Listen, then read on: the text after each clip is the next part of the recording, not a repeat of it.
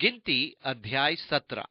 तब यहोवा ने मूसा से कहा, इस्राएलियों से बातें करके उनके पूर्वजों के घराने के अनुसार उनके सब प्रधानों के पास से एक एक छड़ी ले, और उन 12 छड़ियों में से एक एक पर एक एक के मूल पुरुष का नाम लिख।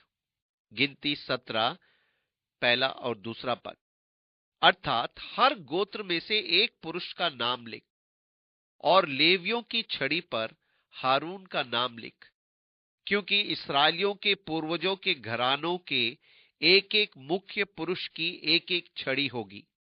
और उन छड़ियों को मिलाप वाले तंबू में साक्षी पत्र के आगे, जहां मैं तुम लोगों से मिला करता हूं, रख दे। गिनती 17 3 और 4 पद। और परमेश्वर हमारे लिए घोषणा करेगा कि उसके भवन में कौन सेवा का कार्य करेगा। इसलिए उनके सब पुरुष एक एक छड़ी पर अपना अपना नाम लिखकर लाएं, और लेवी के गोत्र में से छड़ी पर हारून का नाम लिखा गया। दूसरे दिन सुबह जब वे अंदर गए, तो हारून के नाम की छड़ी थी, उसमें कलियां फूट निकली और फल भी फूले और पके बादाम भी लगे। तब उन्होंने छड़ी को वाचा के संदूक में रख दिया, जो ये दर्शाता है कि परमेश्वर ने हारून के परिवार को याजक पद के लिए चुना है। गिनती अध्याय 18। परंतु मैंने आप तुम्हारे लेवी भाइयों को इस्राएलियों के बीच से अलग कर लिया है, और वे मिलाप वाले तंबू की सेवा करने के लिए तुमको और यहोवा को सौंप दिए गए हैं। गिनती 18 6 पद।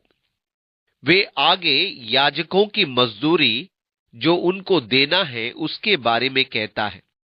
लोगों को 10वां हिस्सा मंदिर में देना होता था, और उस 10वें का 10वां हिस्सा हारून याजक के परिवार को जाता था, जो मंदिर में सेवा का कार्य करता था, और बाकी का दूसरे लेवियों को बांट दिया जाता था। इस तरह उनमें वेतन स्वरूप दशमांश बांटा जाता था, उन सब में जो मंदिर में परमेश्वर की सेवा करने के लिए अभिषिक्त थे। इस्राएल की पूरी मंडली अपना दशांश लाती थी, जिसका 10वां भाग हारून के परिवार को मिलता था।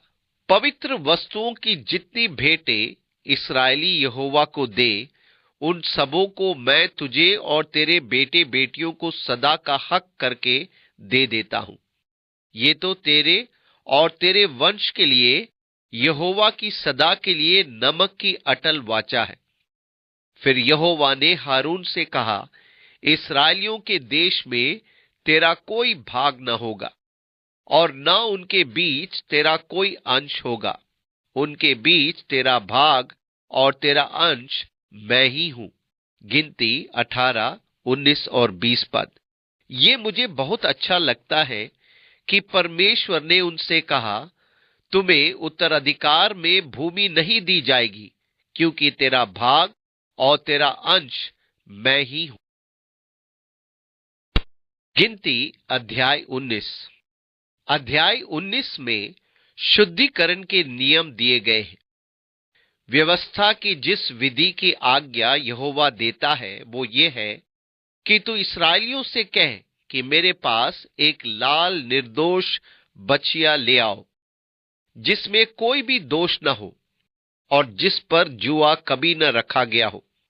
तब उसे एलियाजर याजक को दो, और वो उसे छावनी से बाहर ले जाए, और कोई उसको उसके सामने बलिदान करे। तब एलियाजर याजक अपनी उंगली से उसका कुछ लहू लेकर मिलाप वाले तंबू के सामने की ओर 7 बार छिड़क दे। तब कोई उस बच्चिया को खाल, मांस, लहू और गोबर समेत उसके सामने जलाए, और याजक देवदारू की लकड़ी, जुफा और लाल रंग का कपड़ा लेकर उस आग में जिसमें बचिया जलती हो डाल दे।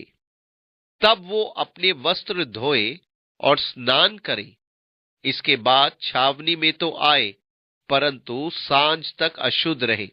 और जो मनुष्य उसको जलाए, वो भी जल से अपने वस्त्र धोए और स्नान करे और सांझ तक अशुद्ध रहे। गिनती 19, 2 से 8 पद।